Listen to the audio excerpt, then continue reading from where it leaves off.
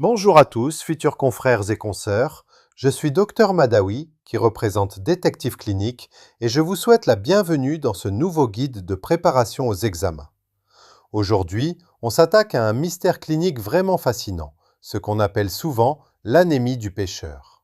Honnêtement, c'est un grand classique, ça tombe tout le temps dans les évaluations, parce que ça illustre à la perfection comment une simple habitude de vie peut déclencher toute une cascade de problèmes médicaux.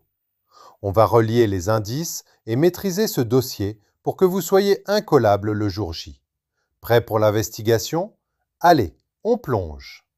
Au menu de notre enquête aujourd'hui, on va d'abord définir le profil de notre suspect, passer en revue les indices cliniques et les preuves de laboratoire, parler du traitement et on finira par des cas cliniques typiques d'examen pour tester tout ça. Première étape de l'investigation, le profil du suspect. Voyons à qui on a affaire. Alors, notre coupable s'appelle le Diphyllobotrium latum. Bon, on va l'appeler Delatum pour faire plus simple.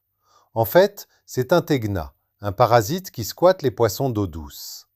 Et ce qu'il faut absolument retenir pour vos examens, c'est son mode de transmission. L'être humain l'attrape en consommant du poisson cru ou mal cuit, typiquement des sushis. Le poisson cru, c'est vraiment votre mot-clé. C'est l'indice contextuel que les examinateurs adorent glisser dans l'énoncé. Et comment il opère ce parasite? Eh bien, c'est redoutable. Étape 1, le patient ingère le poisson infecté. Étape 2, le ténia s'installe confortablement dans l'intestin. Et là, il se met à absorber la vitamine B12 qui provient de l'alimentation du patient. C'est littéralement un vol nutritionnel. Conséquence, étape 3, ce petit vol tranquille entraîne une carence sévère en B12 chez le patient, ce qui bloque la production de globules rouges et provoque une anémie. La mécanique est super directe. Deuxième partie, les indices cliniques. Qu'est-ce qu'on retrouve sur la scène de crime? Un patient carencé en B12 à cause de ce ténia va forcément présenter des signes d'anémie classique. Vous allez voir de la fatigue, logique, puisque le corps manque d'oxygène, et de la pâleur.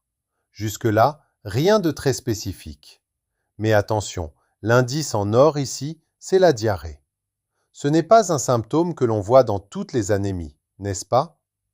La diarrhée est là parce que le ténia pond ses œufs dans le tube digestif et le patient les expulse.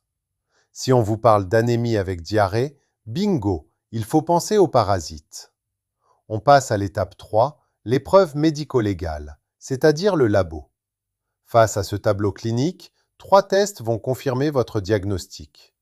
D'abord, la NFS, l'hémogramme, va confirmer l'anémie. L'hémoglobine et l'hématocrite seront bas. Ensuite, et c'est crucial, les indices érythrocytaires vont montrer une anémie macrocytaire. Ça, c'est la signature de la carence en B12.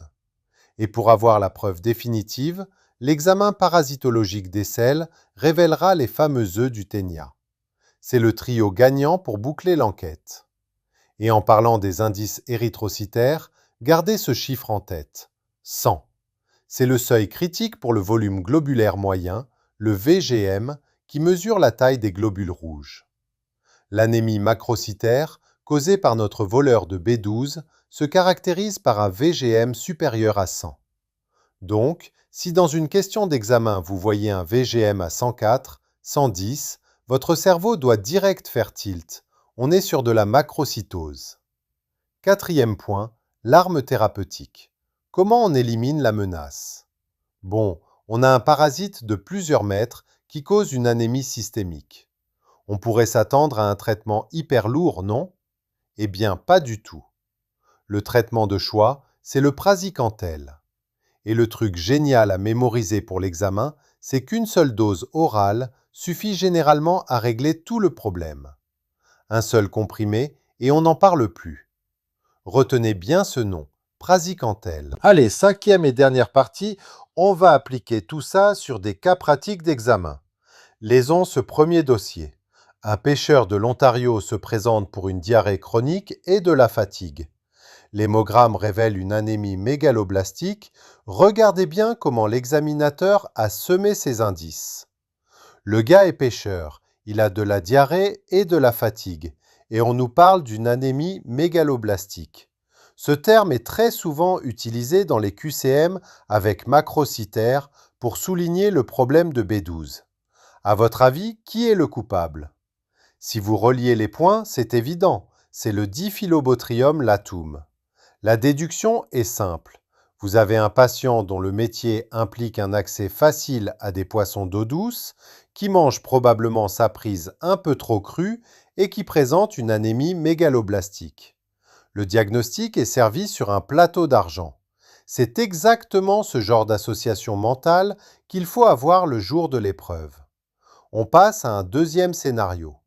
Un homme de 71 ans, grand amateur de sushi, se plaint de fatigue depuis 6 mois avec des muqueuses pâles. Hémoglobine A9, VGM à 104 et sel positif aux œufs. La question ici n'est pas le diagnostic, mais la prise en charge. Quel est le traitement le plus approprié? Remarquez les détails. Sushi, VGM au-dessus de 100 et la preuve dans les selles. Puisque le diagnostic de ténia du poisson est hyper clair, la réponse pour le traitement doit être automatique, praziquantel en dose unique. Dans les examens, ils vont souvent vous mettre un énoncé super long juste pour vous demander un petit détail thérapeutique à la fin. Si vous avez reconnu le diphylliatum, ça vous prend littéralement 2 secondes à cocher. Pour conclure, ce dossier nous rappelle une règle d'or. L'interrogatoire, c'est la clé de voûte de la médecine. Si le simple fait d'aimer les sushis ou le poisson cru peut vous voler votre vitamine B12 et complètement dérégler votre sang, imaginez un peu quels autres secrets se cachent dans les habitudes de vie de vos futurs patients. Qu'est-ce qu'on pourrait découvrir d'autre en posant juste les bonnes questions? Gardez toujours votre esprit de détective bien affûté. Merci d'avoir suivi cette analyse. Continuez à relier les indices cliniques et on se retrouve très vite pour un prochain dossier. Aku ingin menjadi mimpi indah dalam tidurmu. Aku ingin menjadi sesuatu yang mungkin bisa kau rindu.